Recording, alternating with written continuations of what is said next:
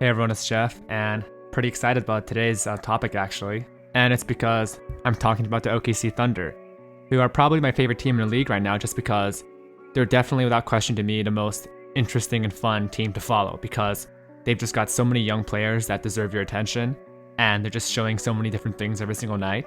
And no matter how badly their team gets hit with injury problems, right now they're missing Shai Gilgeous-Alexander, the Poku, I can't pronounce his full name, but the guy who's 7 feet tall and plays like a shooting guard, that guy, he's out. What's his face? Al Horford out for the rest of the season. Lou Dort, he's injured. Darius Bazley's also hurt.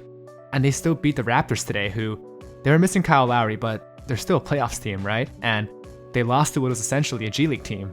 But instead of talking about the Raptors failings, it's much more interesting to talk about the Thunders because frankly, this isn't the only time they've won a game that they shouldn't have won. And I'm just really impressed by their new coach. I think his name is pronounced Mike Daigneault. I'm not entirely sure yet because after Billy Donovan left the Thunder, right? And they hired this new guy, I had no idea who he was. I don't think anybody did besides maybe a super diehard Oklahoma City fan who knew him from the G League team. But I absolutely love what he's done so far. And it kind of reminds me of Kenny Atkinson with the Brooklyn Nets back in 2016, right? Where they weren't that good yet, but Atkinson was kind of teaching the Nets how to play the right way. And what I mean by that is playing hard defense, shooting a ton of three-pointers, driving hard to the basket and just being really aggressive and not settling for, low-quality shots. And while, the Thunder and the Nets back then, they didn't quite have the correct players yet. The players themselves individually just weren't that skilled yet. He was still teaching them how to play NBA basketball the right way. He was emphasizing all of the right aspects of basketball, moving the ball around, defense, all that type of stuff. And the Thunder today, they locked down the Raptors, and it was kind of amazing to watch, right? Because they're taking guys that are basically G League players on most teams, and they're just playing actually good basketball. Moses Brown and Isaiah Roby, they were just shockingly disciplined, and you can kind of tell how the coach Daigneault, he kind of simplified the defensive game plan because he knows these guys have been in the league for half a season, right? And he's not involving them in these really complicated switching schemes like the Warriors might do, or anything super difficult to understand like that. And I haven't watched the quote-unquote film of it, so I don't quite understand the deep complexities of it. But it seems to me they're just playing with a lot of effort, and they're moving their feet on defense, and they're actually getting into a proper defensive stance. They're being focused off ball, and they're paying attention to where the ball is and watching the man at the same time. And to be honest, that's just a culture thing. Towards the end there, it was still getting kind of close, but it was because Fred VanVleet was just hitting these pretty tough three-point shots and just off the dribble shots that if you're a defense, you just have to take that. And that's pretty impressive because the Raptors without Kyle Lowry is still a pretty good basketball team. And on offense, I love how the Thunder's offense has become a bit more simplified. And that just means kind of playing fast and just taking the first available decent shot you can find. And that comes from just playing good defense, which leads to transition, which leads to quality fast break shots, or just possessions where the opponent's defense just isn't set yet. And Svi Mykhailiuk went absolutely off this game, right? And you'll notice that out of his 22 points, a lot of them were just early shots early in the shot clock where it was rebounded off of a miss, and the opposing team's defense was still kind of scrambling. There was mismatches, there was two guys on one player sometimes maybe, and a lot of those just Svi taking the first available shot. And he's such a great shooter, and I don't think the Raptors are kind of ready for him to be that good of a shot maker. And to be honest, this game was really eye-opening for me because I always knew that Svi could shoot, but we didn't know if he could actually make NBA level shots consistently because there's a difference, right? Doug McDermott took a while to figure it out. RJ Hunter never did. But Svi was hitting quite a lot of just shots where it's okay, those are shots he's going to consistently get in an NBA game even when SGA is back and Lou Dort is back. And I think he's going to be a great fit in this, OKC team's young core because, he's a really good shooter. And he was shooting with just absolute confidence today. And, when SGA comes back, he's going to be a great fit. And he's probably a better fit than Hamidou Diallo, who was traded to the Pistons earlier, who, he was a great guy, super, athletic person who could, just jump out of a building. But he was kind of streaky of a shooter. And while he could get kind of hot sometimes and score 25 points for you, it's just when you already have Lou Dort, Darius Bazley, who just aren't that great shooters themselves, and you want to play fast and take a lot of jumpers and threes like the Thunder want to do, it's just better to have someone like Svi who can make shots. It's kind of it's very reminiscent of Joe Harris of the Brooklyn Nets. Svi could be the Oklahoma City Thunder's Joe Harris. I also want to shout out Teo Maledon, who I think he's starting to give Thunder fans hope that he can be the starting point guard of his team in the future if like SGA moves to shooting guard full time. I think he's got that natural like playmaking instinct to him where he's a pass first player who I don't think is ever going to be like a superstar scorer in NBA, but I think there's a really good chance he's like a pretty solid starting point guard, and he showed a lot of that off today where he scored like 10 points, but he made some great passes, especially at the end of the game.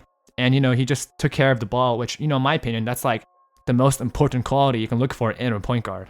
That's why I love guys like Kyle Lowry and Chris Paul so much, because like I can just trust that when they have the ball in their hands, they're not going to make a stupid decision.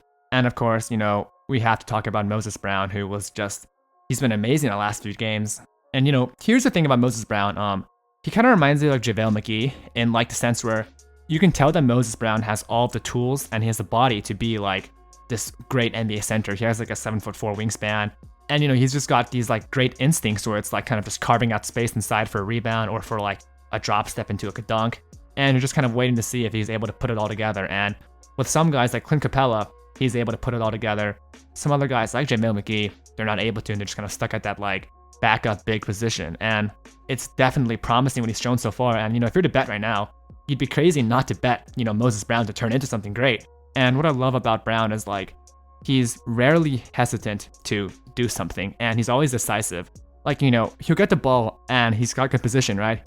He'll just take 1 pound dribble, go up with it. Or like someone's shorter on him, right?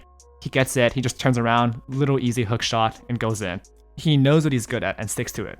Now, obviously, he's still pretty raw. Like, he pretty much has no post moves in that I don't think he'd be very good posting up other centers just because I don't think he's able to string together like 2 different moves. But as this kind of like he's just super aggressive in the paint, right? And I don't know, it's very reminiscent of Clint Capella, and I think he's a bit worse of an athlete than Capella, where I think Capella's probably a bit more quicker and a bit more explosive. But Brown's got like 4 inches on Capella, so same effect pretty much. And, shout out to Isaiah Roby, who I think had like 17 and 10 today. And he had some, great shots at the end to steal the game away. Made a really important 3-pointer. I'm not sure where I stand with him yet, just because like he's too small to play center, but I don't think he's good enough of a shooter to play power forward full time. But like, I can see like double potential there. I am not sure exactly where I stand on him yet, like I said. But my point is, he's worth paying attention to. And same with Poku, who like, he's incredible.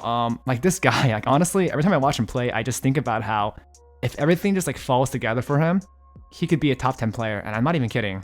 The way he moves for a guy at his height is like truly Kevin Durant-like. And I've always said like, if this guy is just able to just make shots, then he would be elite, because like right now, like he has the handling, he has the mobility, and he's such a fluid player, but he just misses a lot of bunnies in my opinion. And you see some of the looks he's able to create for himself, and you just go, if he's able to make those shots just consistently, he's going to be amazing. And there's been games where his shot is falling, or like his touch is feeling good, I guess, and he single-handedly wins a game for the Thunder. Like against the Warriors a few weeks ago, no SGA, no bunch of other players, and they stunned Golden State because Poku was just unguardable, because you've got a guy who's that tall and that skilled.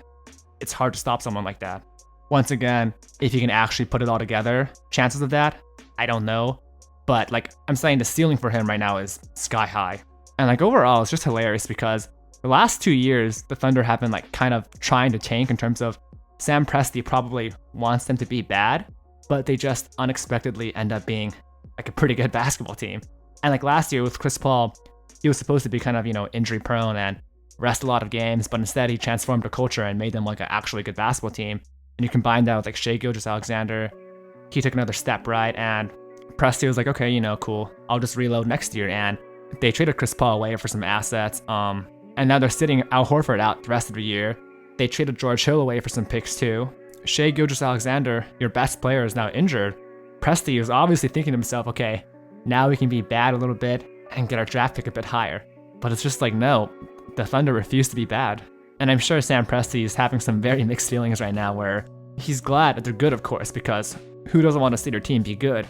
But at the same time, he's just kind of hoping that they would just suck a little bit more so they can get a draft pick a bit higher. But yeah, that's all I have for today. And like the Thunder, they're much more interesting to watch than like the Clippers or the Nets at this point, or maybe not the Nets actually, but like the Suns or the Jazz, because like you kind of know what to expect from the Clippers or like, those teams that are consistently good.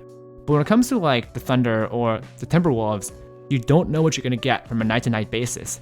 And you just want to pay attention to these young guys and see who ends up turning up a good night, or someone you've basically never heard of just has like a career scoring game and just puts them on the map. Hope you enjoyed though, and I'll see you next time.